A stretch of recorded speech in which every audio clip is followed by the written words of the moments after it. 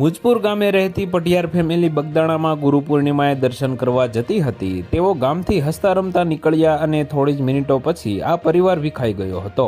મુજપુર ગામથી થોડે દૂર આવેલો ગંભીરા પુલ તૂટી પડવાની જીવલેણ દુર્ઘટનામાં પિતા, પુત્ર અને પુત્રી કાળનો કોળિયો બની જતા પટિયાર પરિવાર પર આભ તૂટી પડ્યું હતું અને ગામમાં શોક છવાઈ ગયો હતો। સાંજે એકસાથે પિતા, પુત્ર અને પુત્રીની અર્થીઓ ઉઠી ત્યારે આખું ગામ હિબકે ચડ્યું હતું। પટિયાર પરિવારના સભ્ય મહિપતસિંહ પટિયારે વાત કરતા કહ્યું હતું કે આ દુર્ઘટનામાં મૃત્યુ પામનાર રમેશ મારો ભાણો થાય છે। તે તેની પત્ની અને 2 બાળકો સાથે ગુરુ પૂર્ણિમામાં આવે છે, એટલે ગાડીમાં બેસીને બગદાણા દર્શન કરવા જતો હતો। તેઓ ત્યાં રોકાવાના હતા।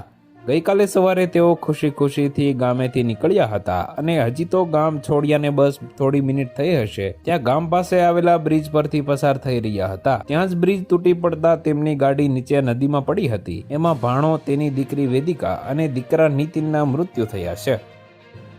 તો વધુ માહિતી મેળવવા માટે ચેનલ સાથે જોડાયેલા રહો। વિડીયો પસંદ આવે તો લાઈક કરી દેજો। ચેનલમાં નવા છો તો સબસ્ક્રાઇબ કરી દેજો।